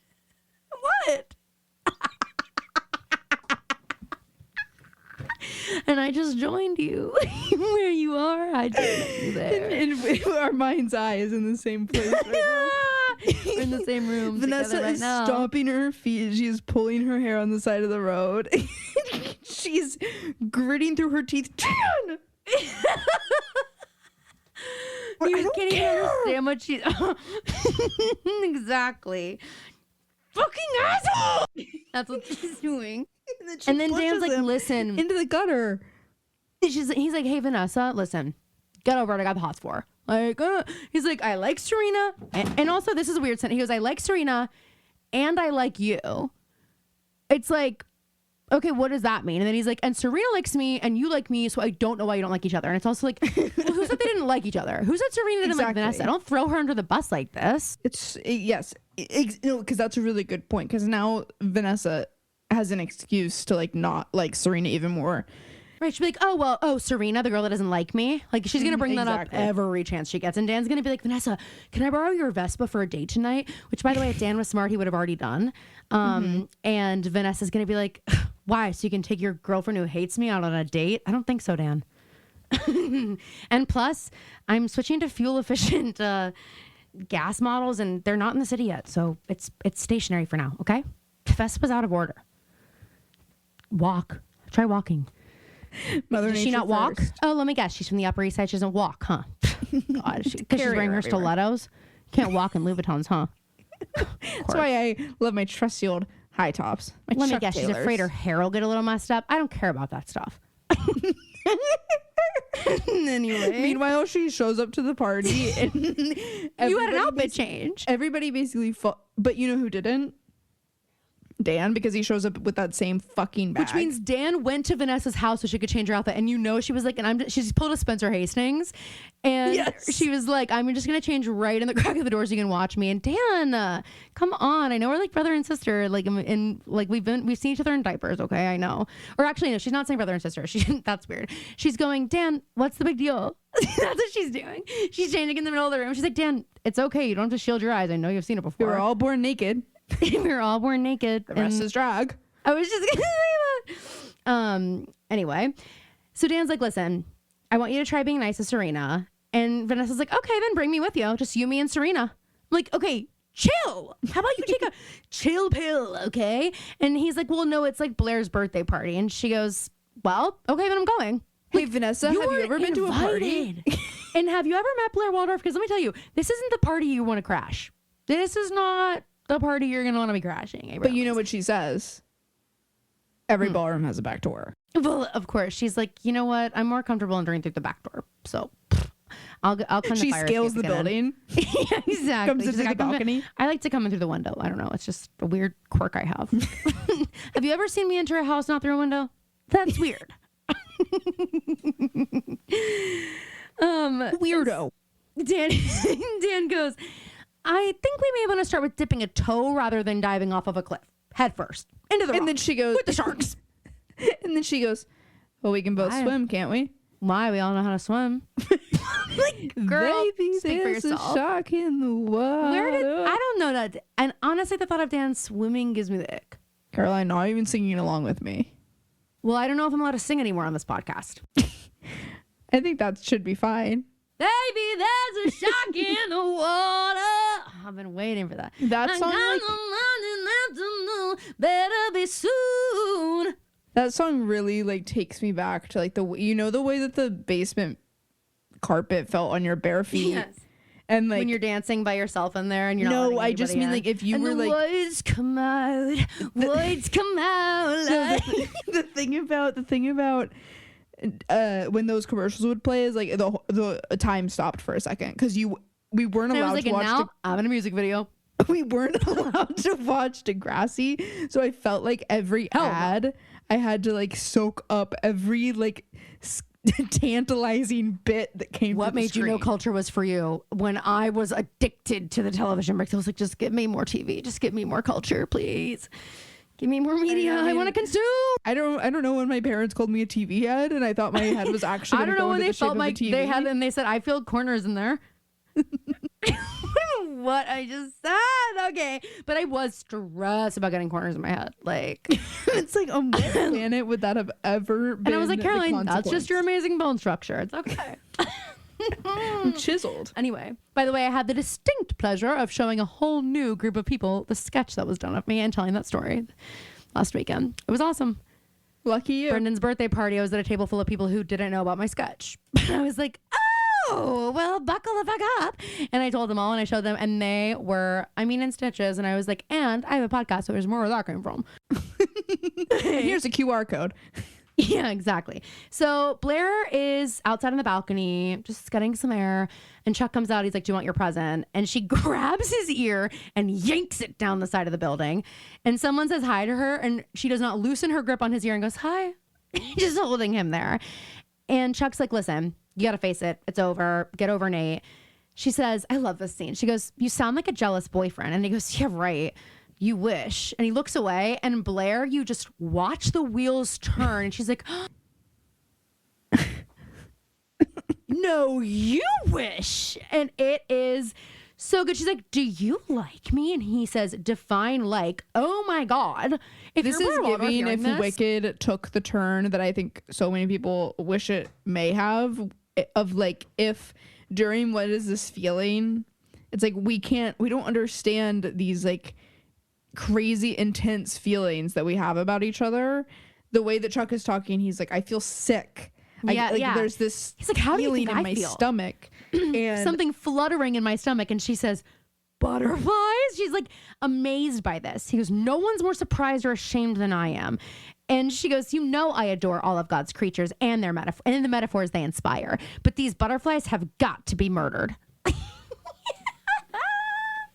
And I love that she loves animals. She said vegan leather only. No, it isn't. Nate is also outside the party, just below on the street, and he's with the ring and he's stressing. He's like, I don't know if I'm ready to be a husband. I'm stressing. Now that we're on our Hamilton kick. The stone face, but asking for my blessing. Fine inside while you whine and dine. So then he sees Jenny, and Jenny's like, oh my God, Nate, what are you doing? Everything that she says has that timbre to her voice. Exactly. She still has the light in her eyes. She's just little Jenny Humphrey. She has not found out that eyeliner can actually cover the entirety of your eyelid. And God, these were the good old days. These were the good old days. And half of your cheek as well. She's like, well, how have things been? And he's like, weird, but like not your fault. And like, okay, didn't say it was. And neither one of them she really apologizes for telling Blair about what happened at the party. Which it is like, good guy Nate is in full force. Okay, we've graduated from sad boy Nate to good guy Nate at this point in the episode. And they're both kind of like not sure if they want to go in anymore. Jenny has an apology letter written to Blair. And I'm like, girl, Blair does not want it. Blair has a stack of presents in there. She literally doesn't want cards. Okay, let's just call it hard cash. There better honestly, be a crisp Blair gives the sense that she's not touching there. Cash too dirty. She's card only. Blair Waldorf loves Apple Pay. Anywho, Jenny is like, I don't know if I want to go in anymore. Like, do you want to deliver it for me? And he goes, do you want to take a walk? She goes, with you? Have a little bit of She may as well go, oh my God, ouch. Sorry, I just had to pinch myself. I'm literally pinching myself right now. She looks up at the sky. She goes, thank you. Then it comes full circle to Blair. She like slaps herself in the face. Thank you. She's what? Like, oh. She's like, okay, this is real life. Oh my God. She grabs his face and kisses him with tongue. She's like, wait, you're not a dream? Oh my God. She's like, sorry, that's just what I always do, and I need to make sure this is real life. I grab whoever I'm looking at, kiss them with tongue. I kissed my barista this morning because the coffee was just so good. I didn't know how else to show my gratitude. Anyway, Blair, she's like, I don't want Blair to know if we go for a walk, and he's like, well, Blair's up there, so she's not gonna know. And it's like, Nate, again, all these boys know what they're doing. Dan arrives at the party with Vanessa. I wrote, wow, she had time to change. Again, Dan did not. But we already kind of went through, what happened with that and how we got to this moment. But like, Vanessa, you had to change for this party, and this is what we chose. Disaster. Actually, I don't really remember it. And Blair says a line that sounds like it came out of Kelly Cochran's mouth. Blair is so funny in this moment. She goes... Well, because Serena introduces everyone. She's like, everybody, Blair, come here. This is Vanessa. You actually have to say it in the timbre that Blair says it in, because that's the only way it's going to sound like Kelly. Okay, well, and it does sound like Kelly. You're right. Well, first, Blair comes over and just kind of gives her like the up down. And Vanessa goes, wow, you didn't mention they were so nice. And it's like, okay, you're trying to pick a fight. You are here at her birthday party and she does not know who you are. You think she's going to like... She barely knows. Dan is a plus one at this party. She's a bitch. Haven't you heard? She's the crazy bitch around here. So I don't know what you expect. Dan tried to tell you. Yeah, he literally tried to warn you. And then Blair leans her back against Serena, leans her head on Serena's shoulder. She and goes, even looks like Kelly here, I think. She's, oh, sweetie, you did not tell me she looked like that. This is such a problem. It's so good. I love it. But it is like, Blair's like, okay, then how's it work? Like, Blair's like, that girl's hot. That girl's a certified hottie. So, and so we go to the Humphrey loft. I'm like, and Zeus. Whatever's going on is not good, but long story short, they end up hooking up.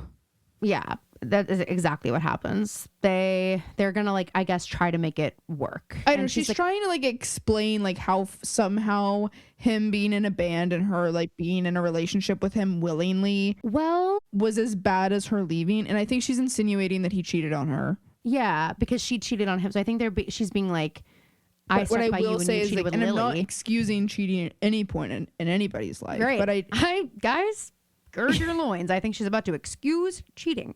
I'm just saying, I think that the stakes are different for the kind of cheating that we're saying Rufus did, and you walking out on your family, your two teenage kids. Yeah, the stakes are higher. Going and hooking up with your neighbor, and like they haven't heard from you. And Jenny had to go find you. Right. The fact that she said it happened one time, I'm like, and he's answering your home phone? I don't believe you. Like, I think you're a it happened liar one now, time, and too. I mean, I guess maybe they could have been like hanging out for a long time, like whatever. But it is like there's a level of comfort there. He answered the phone. I don't know. Mm-hmm. So Blair is waiting for Nate still at the party. He's still not there. And Chuck comes up behind her and she says, "Stalk me much?" And she's like, "Well, I don't know where he is, but Nate always calls me at midnight going into my birthday. Like, he's not going to miss it. I absolutely know that." And Chuck does like fully tell. And it's like, it's a terrible truth. It's a terrible thing for Blair to hear. But it is also like, God, someone just put her out of her misery, Yeah, just like tell that's her what I what's thought. fucking happening. Like there is a little bit of like, Chuck is doing it for personal gain. It's a little bit mean, but it's also like, stop. Like he's also like setting Blair free by telling her this. Exactly. That like what Nate is actually doing is just trying to help out his parents. Mm-hmm. And so we go. At first, he's like gonna make a wager. Like he's still trying to be a bit of a sleaze. And He's like, if Nate calls you, I'll leave you alone forever. If he doesn't, you spend the night with me. And she's like, that's not happening, but I'm absolutely convinced that you're going to lose. So like, let's go for it. we go inside by the sushi, and Serena and Nate are talking about Vanessa. And Serena's talking to Dan, not Nate. Oh, yes, Dan. And he's like, I just wish you guys would like get to know each other. Like Well, she's like, hey, why'd you bring a date to this party? Why did you bring a date? And he's like, you're my date. And she's like, I don't feel like that. Yeah. And he's like, well, yeah, I just thought you could hang out. And like Vanessa suggested it. And then Vanessa comes up to them and goes, so what now? I'm like, you're at a fucking party, dude. What do you mean, what now? Like, Exactly. What?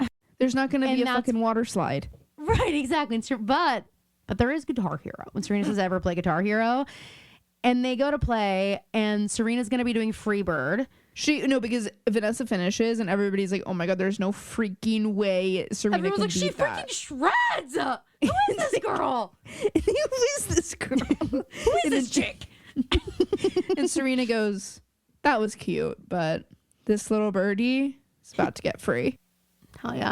And then she's like, and yeah, I know Freebird. Play Freebird. Like, I love it. And then I it's fucking love truly 5 minutes of her They play playing the almost whole the whole song. song. And they're showing us close-ups on her fingers. She's hitting that And the whammy thing bar. is that they are actually playing because they're all singing along, like with the song. Yeah.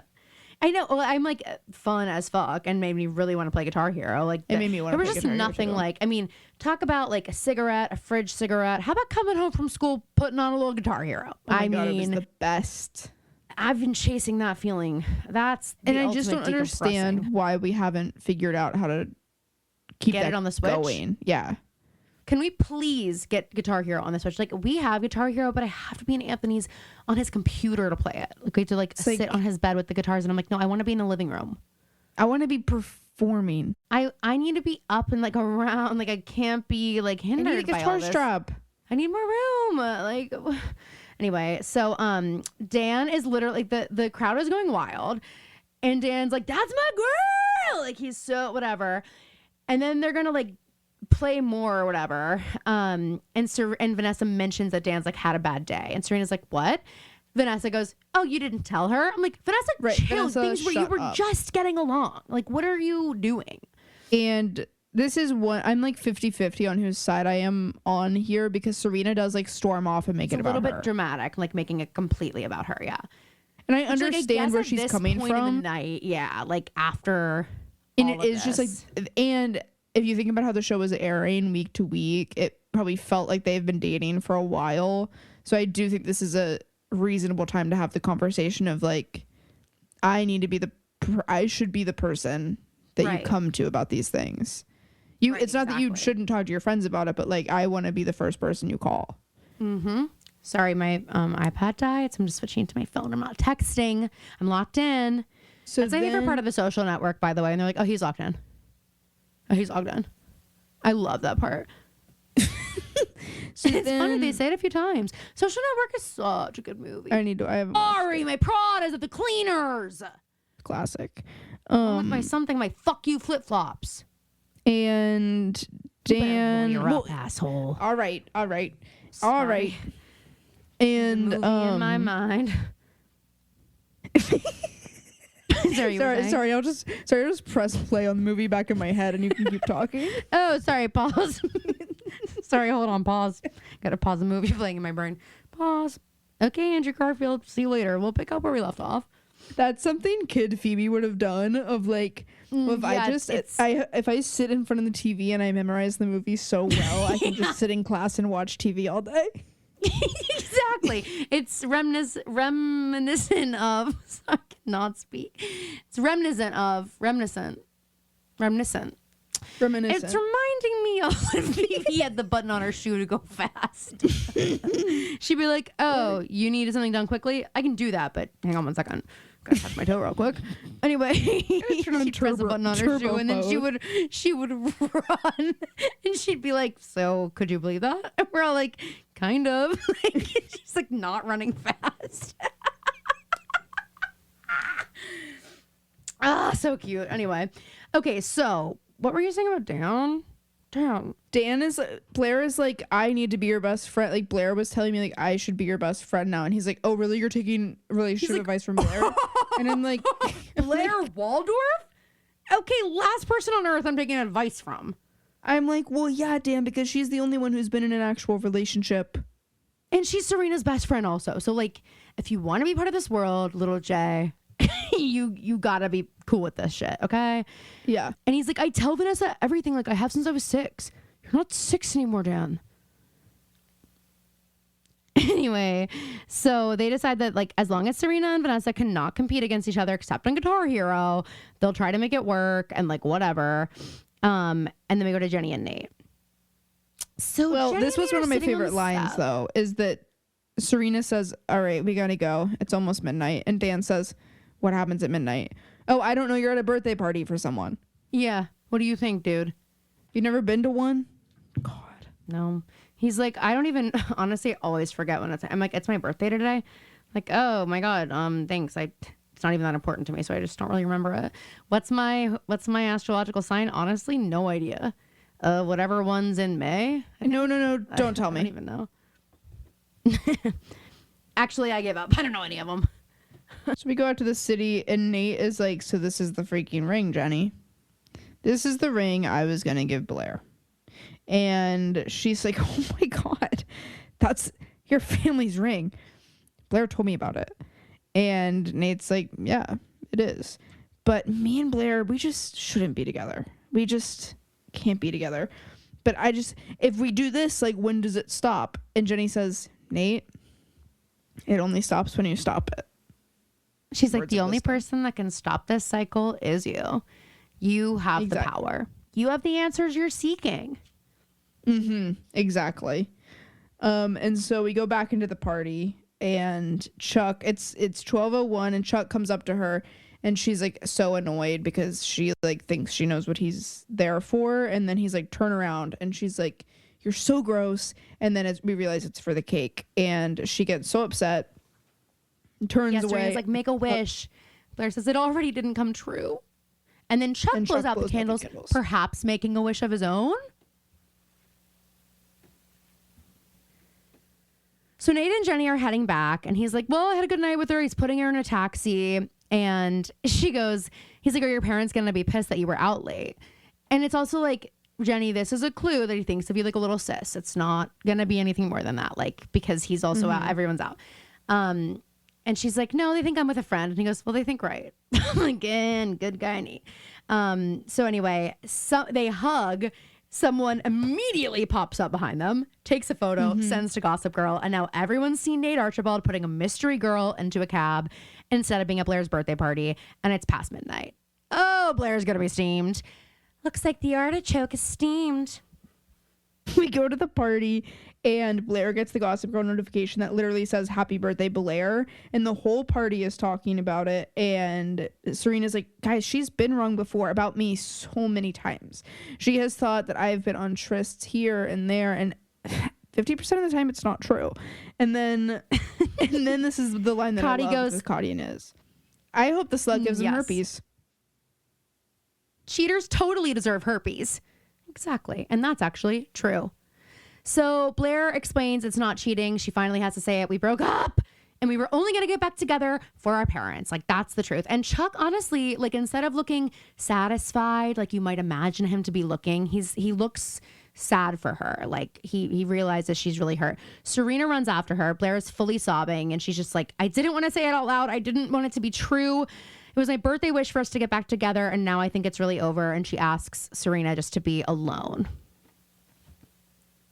And so we go to the Archibalds, and Nate is home now. And they're like, why are you home so early? And he's like, it's 12 a.m. And they're like, yeah, but like we thought you'd be out a little bit later. And he's like, we thought you'd be at City Hall already.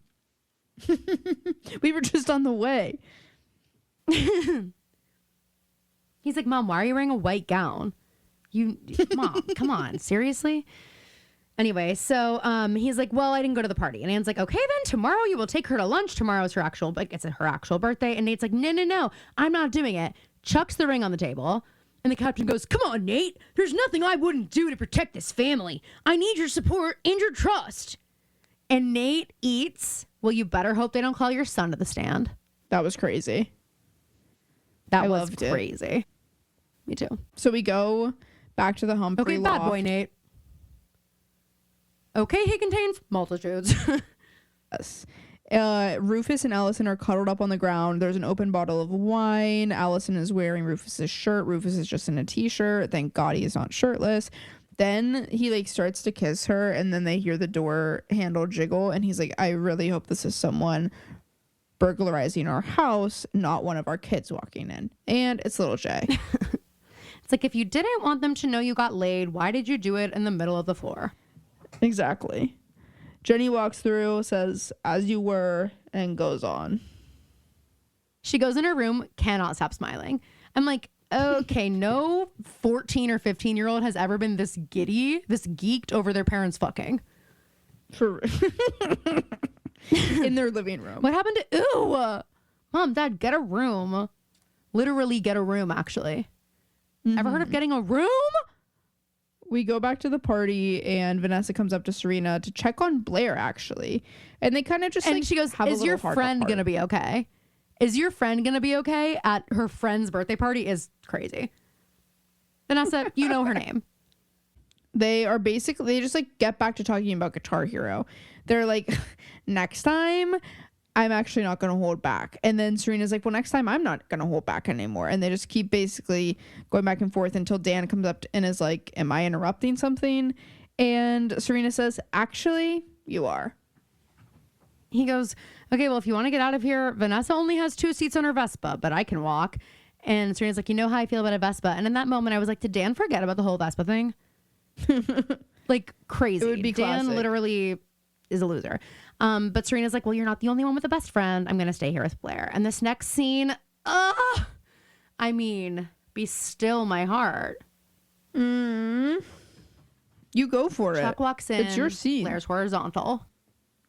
She's horizontal crying. She's being sad. And she tells him she's not in the mood for whatever bullshit he's about to bring to the party. And he's like, well, I just want to give you a gift. And he opens up this big ass jewelry box, and she goes, oh, the Erickson Beeman necklace. He got her the diamond necklace. It was him, not even her mom. Crazy. And again, remember, this is that gift that she like low-key couldn't believe. Like, this was the Reach gift, and he got it for her as their first gift, as not even a real couple yet. Oh my God. So she's like, I couldn't. And he's like, yes, you can, and puts it on her. And she looks in the mirror, and he says, something this beautiful deserves to be seen on someone worthy of its beauty. I really am sorry. And then he goes to like touch the necklace. And as he goes to touch the necklace, she grabs his hand, and then he just kisses her shoulder softly. And it's just like this sweet moment. And then it's not so sweet. First they're sweet, then they're sour. Serena goes to check on Blair and opens the door. And what do her wondering eyes does appear? What do her wondering eyes does appear? But Blair and Chuck kind of acting the way Serena and Dan acted in Vanessa's coffee shop in the beginning of the episode. Literally. And Serena's she like, just closes the door, and she's like, not oh appropriate. Serena's making it all about her. She's like, what am I going to do about Blair and Chuck? What am I going to do? She is like mad. I'm like, girl, yeah, it's shut crazy. up. She's like, this is so unfair to Nate. You know, that's what she's going to be like, I got to go tell Nate about this. Like, Nate would want to hear it from me. He would want to hear it. And Dan's probably holed up with Vanessa by now. Yeah, and on her Vespa anyway. God, and he knows I love Vespas. Nate never would have made that kind of mistake, and Nate really needs a friend right now, and Blair's not being one. Anyway, so that's the episode, you guys. And our episode next week, talk about iconic. It's our first ever Thanksgiving Gossip Girl episode. I thought it was, yes. It's called Blair Waldorf Must Pie. Blair Waldorf Must Pie. Exactly. Do you want to read the description, the synopsis? Well, yes. Rufus and Lily are put in an awkward situation when Dan invites Serena and her family to spend Thanksgiving with his family. Blair freaks out when she finds out her father isn't coming home for the holidays, and Nate has an awkward Thanksgiving dinner with his family, which soon spirals out of control. This episode is daggers to the chest. It's laughter, it's heartbreak, it's joy, it's grief, all in one. It's really a wonderful episode. So lots to look forward to, you guys. Things to also look forward to, our new Patreon. So go check it out. Go join if you haven't joined already. If you want to adjust your subscription, go do that. As always, you can join as a free member and get access to our voice memos. And then also, like, if you join as a free member, you'll get emails, I think, about the episodes we do upload. So if there's one that really piques your interest, you could, like, get an update about that and go listen. So anyway, there's lots there. If you're worried about us going MIA again for a week, the Patreon is really the place to be. Or you can always go stream the Pretty Little Podcast episodes. You know, there's more of us where this came from. Anywho, you guys, another thing you can do for us, comment on this episode. Let us know what you think, even if it's bad, I guess. And then go leave us a 5-star review on Apple Podcasts and write a little something. Make us smile, make us blush even. And I think that's it. Phoebe, can you think of anything else that they need to know? Nope. All right. Well, thank you so much for listening. We love you guys so much, and we will see you next week. And